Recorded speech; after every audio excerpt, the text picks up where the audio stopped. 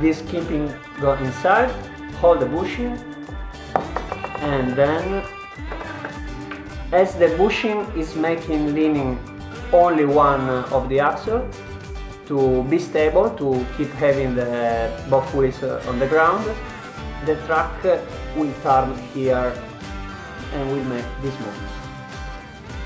It's very interesting because it works on a bushing.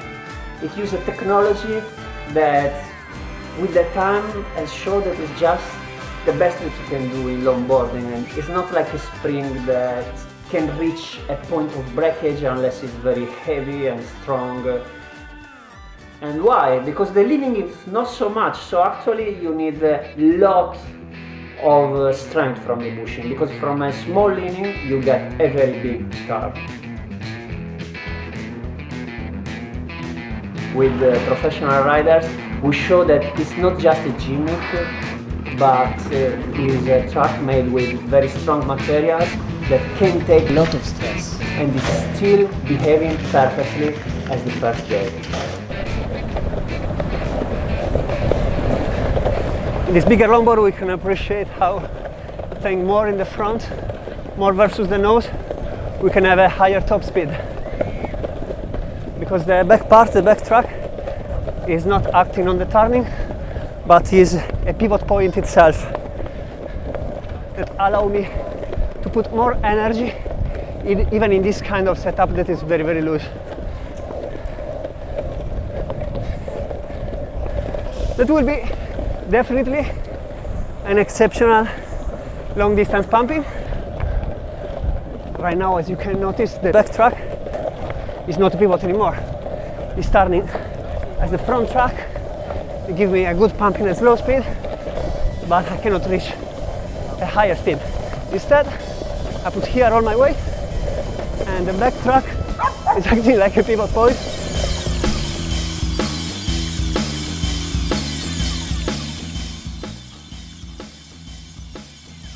And then you can open up your stance and have again the possibility to make very tight turns.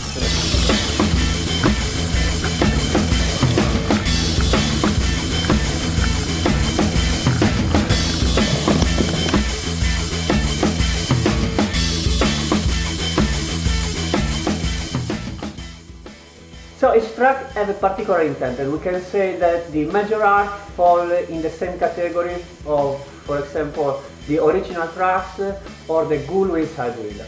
Both tracks that I had. The original, I must say, I don't have them anymore because I wasn't too happy with them, I wasn't too satisfied. The rebound of the original wasn't based on a bushing, but was based on wave cams. Two cylindric cams that slide together, and it was very easy to break them, like mostly for a mistake from the rider if you tight it too much, but also with the use. They needed constant lubrication. I still have my Gullwing Sidewinder. Gullwing, I love you Gullwing. I love any kind of truck from this company. Traditional kimping, reverse kimping. I have a pair of Gullwing Carver. They are excellent. Great rebound, but now we are talking specifically of carving, and I think this truck will be the best sample to compare with the new Major Arc.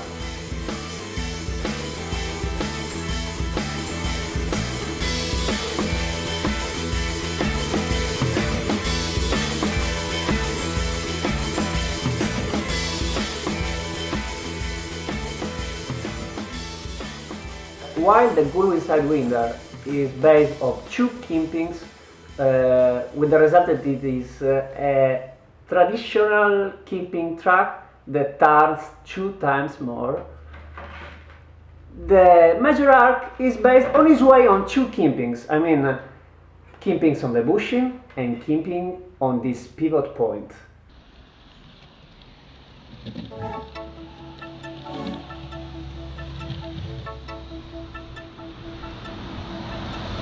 Now we try with a good Sidewinder.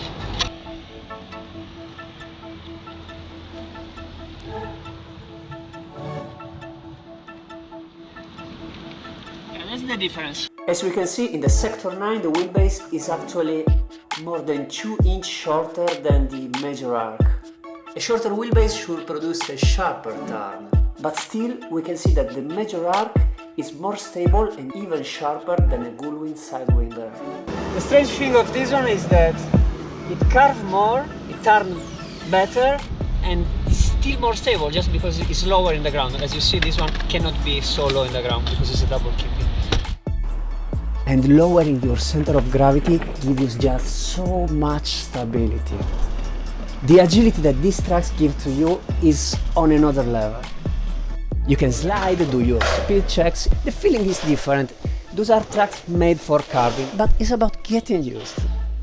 And then it's left to us to discover whatever we can do with this fantastic carving machine.